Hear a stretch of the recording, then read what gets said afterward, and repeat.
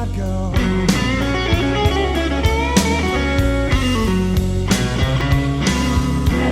I use a search on that, darling.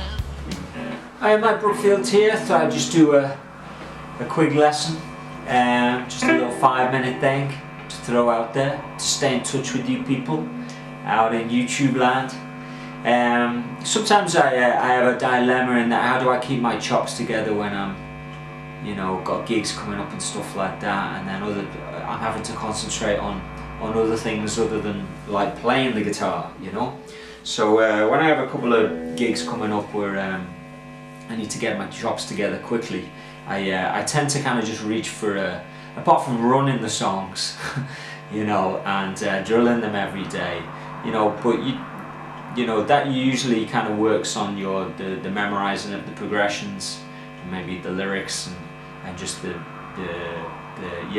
arrangements and stuff like that. So that kind of keeps that in trim, but it doesn't necessarily keep your guitar soloing chops up.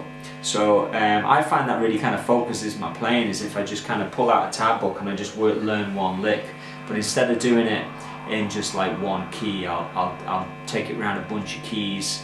I'll look at the fingerings but I won't try and learn a whole Stevie Ray Vaughan song transcription, because I won't be able to digest it, or I'll be glossing over it so much. Just taking one lick, so choosing the lick is quite important. So sometimes what I do is I just take a lick from a turnaround. So the lick I'm going to use for this example, I have that dilemma at the moment. How do I get my chops together quite quickly? So I thought I'll pull out a Stevie Ray Vaughan tab book, things that I used to do from Couldn't Stand the Weather, classic guitar slim thing, So the lick that he plays on the first turnaround is classic Stevie Ray, where he rakes into the roots, plays like a chuck thing,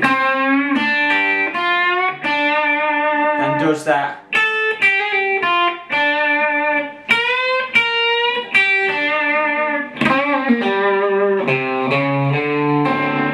So I'll make sure that the fingerings are pretty good.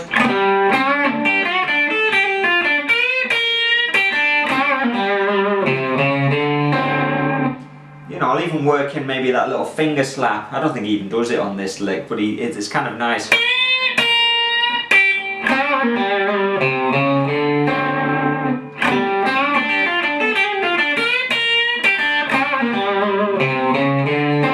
What I'm doing is I'm using that finger and it helps you squeeze the juice out of the note.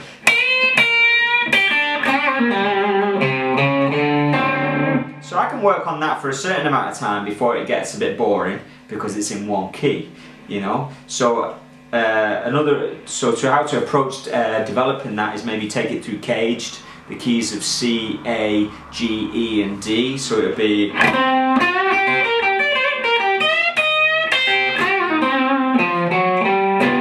that's the key of C.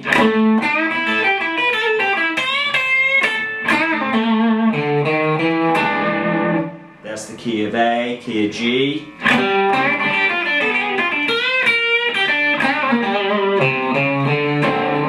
Key of E.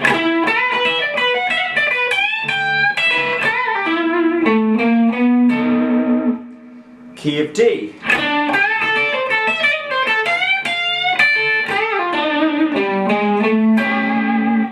And then you've done kind of like 5 very popular keys, C, A, G, E, D. And it's kind of more stimulating for the ear to hear those key shifts, and also the spacing on the guitar, it feels very different, doesn't it? So I don't want to necessarily regurgitate that lick on a gig. I don't want to sound like a Stevie Ray Vaughan clone, but obviously it's going to be great for my phrasing. Even if I just use elements of it, I might just kind of slap the strings. I might just do that, and that in itself is influenced by it, and maybe just rake into my second finger.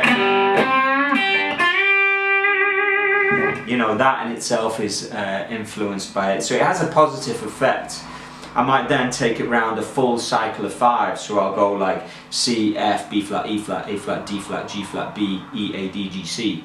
You know, I'll go around all the keys, you know, and that could take anywhere between half an hour and an hour, depending on how long the lick is, you know, and how thorough you're doing it and how fast you're playing it. Or but that's one I find that has a really positive effect on my playing. Now all I've done is taken one lick, so it's not actually that much information, but what you're doing is working on it pretty kind of thoroughly. So I just thought I'd fire that out as a lesson. It's something that I kind of think about a lot. It's like, how do I maximize my time as a time poor guitar player, stroke family person, teacher, and all kinds of things that you have to do to survive as a musician these days. So so that's an interesting approach, probably not that mind-blowing for some, but it's one that actually it works very much for me. So hope you're all good out there in YouTube land. Speak to you soon.